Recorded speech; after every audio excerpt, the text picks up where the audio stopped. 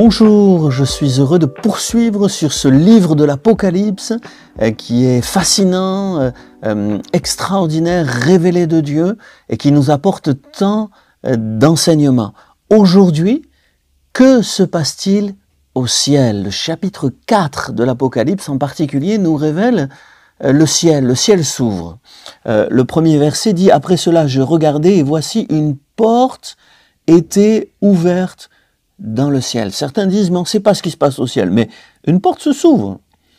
La première voix que j'avais entendue, comme le son d'une trompette qui me parlait, dit « Monte ici et je te ferai voir ce qui doit arriver dans la suite ». Et c'est très intéressant parce que on a l'impression qu'on va avoir tout de suite l'annonce d'événements. Mais avant l'annonce d'événements qui vont se passer dans la suite, et qu'on aura plutôt au chapitre 6, on a une révélation du ciel. On a une vision du ciel. Ici, il n'est pas question de l'enlèvement de l'Église. Beaucoup de commentateurs mettent l'enlèvement de l'Église ici. Non, ici, c'est très clair, vous pouvez relire le texte. Le texte dit que c'est Jean qui... il y a une voix qui lui dit « Monte ici, je te ferai voir ce qui doit arriver dans la suite ». Donc c'est Jean qui monte au ciel et qui voit ce qu'il décrit dans la suite. Verset 2, « Je fus ravi, aussitôt je fus ravi en esprit ». C'est-à-dire qu'il est, le mot ravi n'y est pas dans l'original, mais je fus en esprit. Voilà, il a une vision spirituelle, et cette vision spirituelle, il nous l'a décrit. Et donc, dans la suite, c'est pas seulement la fin des temps.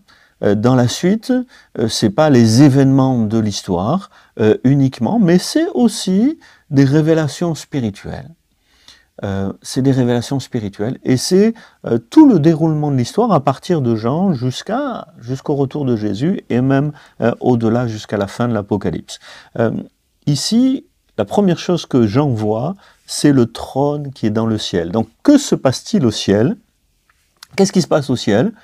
Eh bien, au ciel, on a un trône. Au ciel, on a un trône. Un trône. Et c'est le trône qu'il voit en premier. Et sur ce trône, quelqu'un qui est assis, qui a l'aspect d'une pierre de jaspe, de sardoine. Le trône est environné d'un arc-en-ciel, c'est-à-dire c'est précieux, c'est luxueux. Il y aurait beaucoup de choses à dire, je ne reprends pas tout ce que j'ai écrit dans mon commentaire, mais on voit ainsi la gloire de Dieu qui se révèle à nouveau à Jean. Jean avait vu la gloire du Christ au chapitre 1. Ici, au chapitre 4, il voit la gloire de Dieu sur son trône, celui qui est assis sur le trône. Et environné de l'arc-en-ciel, c'est-à-dire c'est le Dieu de l'Alliance. C'est pas seulement le Dieu majestueux, glorieux, au-dessus de tous, mais c'est aussi le Dieu de l'Alliance.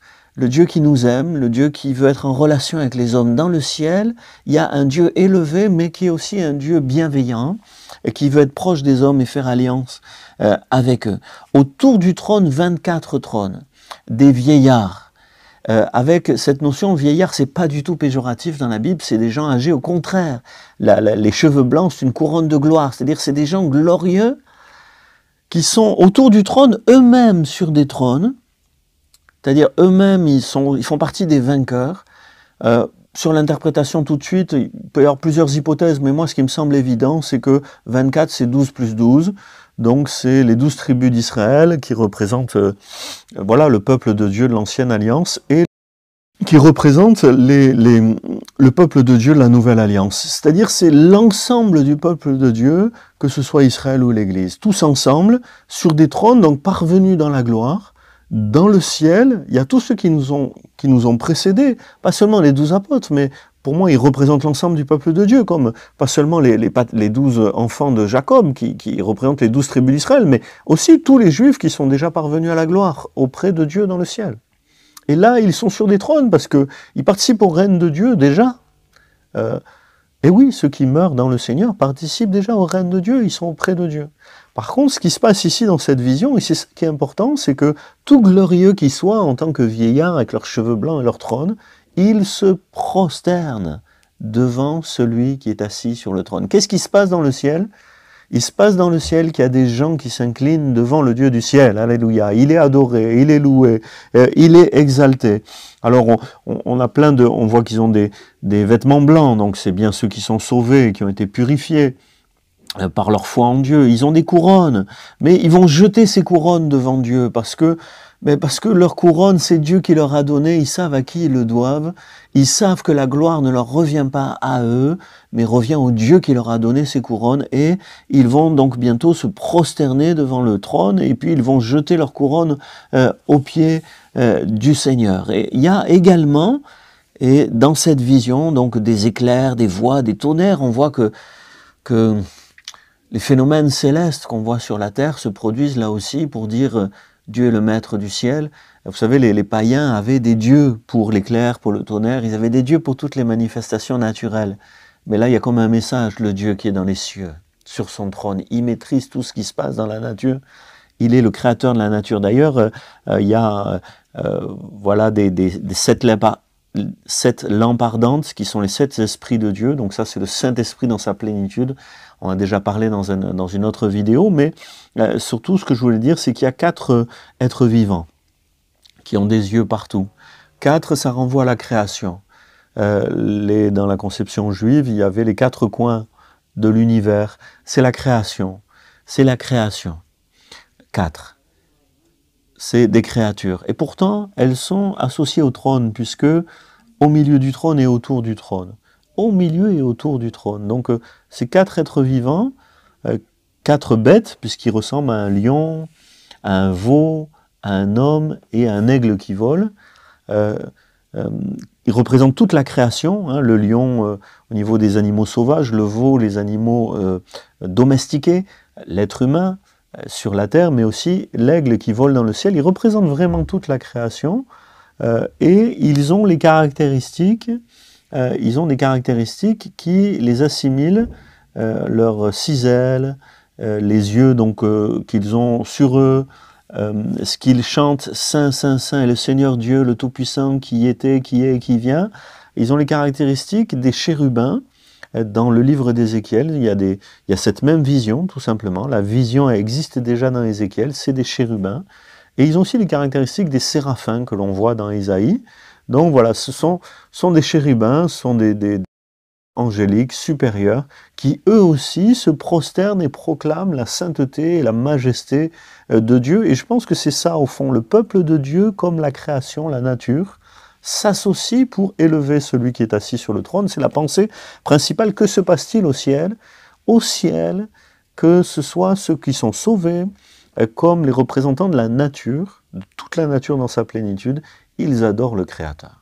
Voilà. Si sur la terre, on va voir d'autres choses, dans la suite de l'Apocalypse, si dans l'Église, on voit parfois malheureusement beaucoup de défauts, dans le ciel, il y a de la gloire rendue à Dieu. Et c'est ce que dit la suite du texte, rentrer dans tous les détails, quand les êtres vivants rendent gloire, honneur et action de grâce à celui qui est assis sur le trône et à celui qui vit au siècle des siècles, les 24 vieillards se prosternent devant celui qui est assis sur le trône, ils l'adorent, ils jettent leur couronne devant le trône et ils disent « Tu es digne, notre Seigneur et notre Dieu, de recevoir la gloire et l'honneur et la puissance, car tu as créé toutes choses et c'est par ta volonté qu'elles existent et qu'elles ont été créées. » Donc il y a là une adoration dans le ciel qui sert de modèle à l'Église.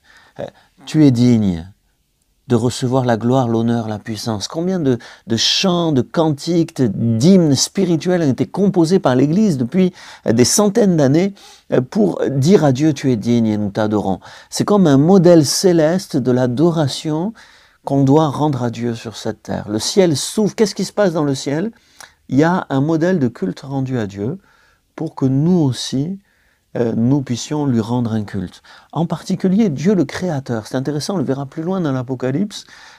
Bien sûr, Dieu s'est fait sauveur en Jésus-Christ, mais Dieu reste le Créateur et doit être honoré, respecté, élevé, parce qu'il est l'origine de toute chose. Comme on a du respect pour les vieillards, on a du respect pour ceux qui nous ont précédés et celui qui a l'origine de toute chose, qui a précédé toute chose, le Créateur, qui ne s'est pas contenté de créer, mais qui a fait que toute chose existe et subsiste jusqu'à maintenant. Alors, après avoir expliqué voilà ce qui se passe au ciel, peut-être que le plus juste de notre part, c'est de fermer nos yeux et de dire Seigneur, moi aussi, je veux dire tu es digne et je te rends gloire, honneur et puissance. À toi la louange. Moi aussi je me prosterne.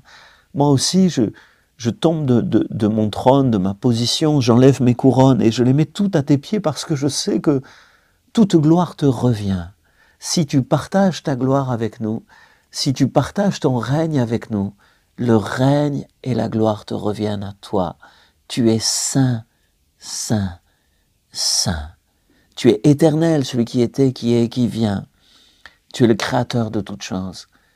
Seigneur, comme le ciel t'honore et t'adore, que sur cette terre nous n'ayons pas d'activité plus précieuse et plus importante que de t'adorer et de t'honorer.